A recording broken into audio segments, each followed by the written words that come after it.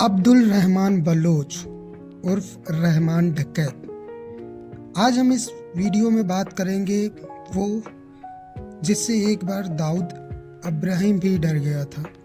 जी हाँ दोस्तों, हम बात कर रहे हैं रहमान डकैत उर्फ अब्दुल रहमान बलोच की, जो कि कराची में पैदा हुआ था। लियारी कराची पोर्ट के दोनों तरफ दुनिया आबाद है, लेकिन एक तरफ जिन्ना रोड के पीछे लियारी है।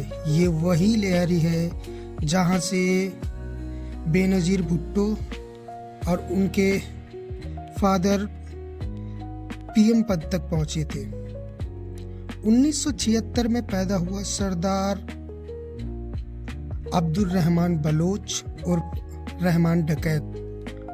उसका पिता दाद मोहम्मद उर्फ बदर ड्रग्स स्मगलर था।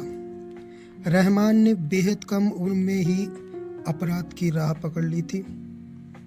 कहा जाता है कि 21 साल की उम्र में वह गैंगस्टर बना, गैंग चलाने लगा। बट उससे पहले सबसे पहले जो उसने गलती की, जो हम कह सकते हैं सबसे पहला जो जुर्म उसने किया, वो 13 साल की उम्र में किया था। 6 नवंबर 1979 को पहली बार उसने चाकू चलाया। आगे चलकर फिर उस पे हत्या, अपहरण, वसूली, ड्रग डीलिंग, कई टाइप के आरोप लगे।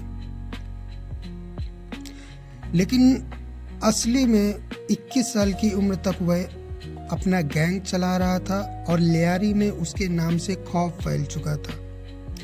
रहमान की असली ताकत सिर्फ बंदूक नहीं थी, बल्कि राजनीति से उसका जुड़ाव लियारे पाकिस्तान पीपल्स पार्टी का गढ़ रहा है और रहमान के कई नेताओं से करीबी रिश्तों की तस्वीरें और किस्से समय समय पे सामने आते रहे हैं।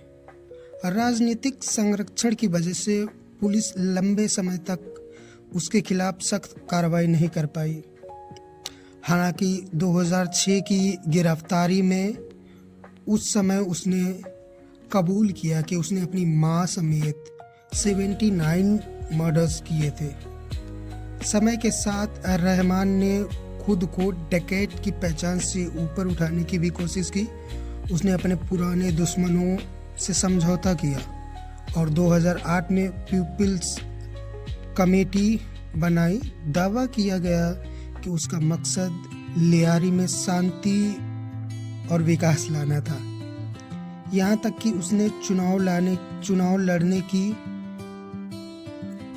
अटकलें भी हो गई। ये वही मोड़ था जहाँ से उसकी कहानी ने खतरनाक रुख लिया। 9 अगस्त 2009 में रहमान डकैत पुलिस एनकाउंटर में मारा गया। रहमान पर 50 लाख का इनाम था। तब के मीडिया फुटेज में दिखाती है कि एसएसपी चौधरी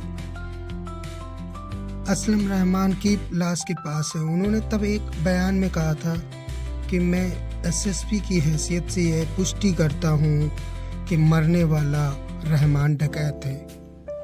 अगर 2009 लियारी का गबूल पार्क, यहाँ रहमान डकैत की मौत के बाद हजारों लोग जमा हुए थे। 3 दिन के मातम के बाद भी गुस्सा ठंडा नहीं हुआ। दीवारों पर ग्राफिटी है जिसमें सादे सत्ताधारी पीपीपी के नेताओं पर पीठ में छुरा घोंपने के आरोप लगाए गए।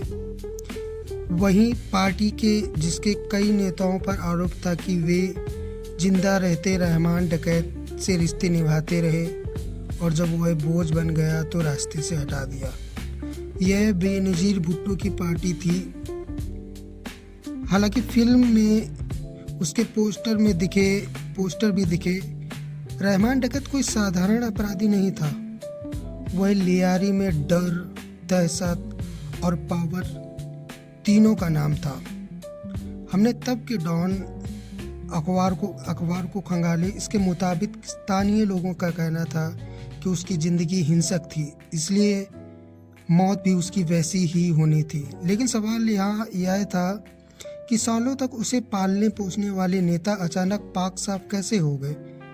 अचानक से उसके ऊपर से नेताओं का हाथ कैसे हट गया। लियारे के रहने वाले बुजुर्ग हाजी नमदार ने से जब पूछा गया कि अगर वह अपराधी था तो सालों तक उसे सहारा क्यों दिया गया था। सवाल यह भी है कि क्या इन नेताओं ने सिर्फ इसलिए रहमान को रास्ते से हटा दिया कि एक बलूच उनसे आगे निकल जाएगा। रहमान की मौत एक कथित पुलिस एनकाउंटर में हुई जिसमें एसएसपी चौधरी असलम का नाम सबसे आगे आया। पुलिस का दावा था कि इससे लियारी में शांति लौटेगी, लेकिन जमीन पर माहौल उल्टा था। लोग इसे स्टेट एनकाउंटर बता रहे थे।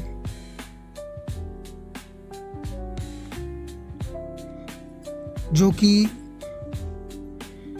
रहमान के करीबी जफर बलूच ने खुलकर आरोप लगाया कि उससे कोर्ट में पेश करने के बजाय खत्म कर दिया गया, जबकि वह खुद को समाज सेवी नेता के रूप में बदलना चाहता था। उनका दावा था कि कई मंत्री यहाँ तक कि राष्ट्रपति आसिफ अली जरदारी तक रहमान को जानते थे और लियारी संकट खत्म करने के वादे करते रहे। जफर ने भी हालांकि 2013 में इस दुनिया को छोड़ दिया। रहमान डकैत की पत्नी का क्या आरोप था।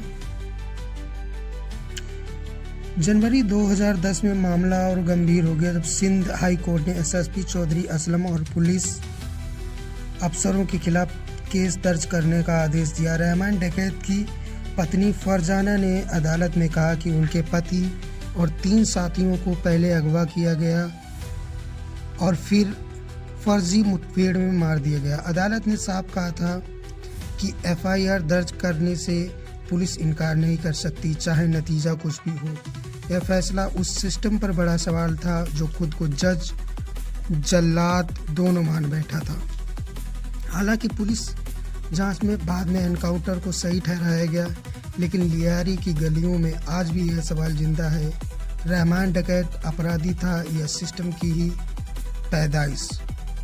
दुरंदे में एसएसपी चौधरी असलम और रहमान डकैत की भिड़ंत दरअसल उसी रिश्ते को दिखाती है जहां कानून और अपराध एक दूसरे में घुल जाते हैं। अब बात करते हैं 2007 में, जब लियारी का रहने वाला एक पर्सन जिसकी ज़मीन को 2007 में दाऊद के गुर्गों ने कब्जे में लिया था। और हालांकि उस टाइम उस ज़मीन की कीमत 1200 के आसपास थी, 1200 करोड़ के आसपास थी, बट दाऊद के गुर्गों ने उन्हें 4 से 6 करोड़ रुपए दे के मामले को बंद करने को कहा गया, लेकिन वो पर्सन नहीं माना और उसने इस बारे में रहमान से बात की। एक टाइम ऐसा भी था जब रहमान से दाऊद ने कहा था कि चलिए ठीक है, इसमें हम मिल के बात करते हैं और मामले को ख़त्म करते हैं, लेकिन उस टाइम रहमान डकैत ने दाऊद इब्राहिम से कहा था कि अब काफ़ी देर हो गई है।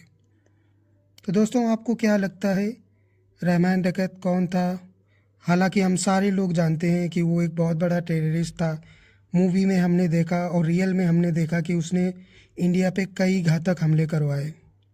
ऐसी और कहानियों को सुनने के लिए और इस मूवी से रिलेटेड सारे कैरेक्टर्स के पर्सनल लाइफ स्टोरी के सुनने के लिए आप प्लीज़ हमारे चैनल को सब्सक्राइब करिए, ताकि हम मोटिवेट हो सकें और अच्छी अच्छी कहानियाँ लेके आ सकें। Thank you.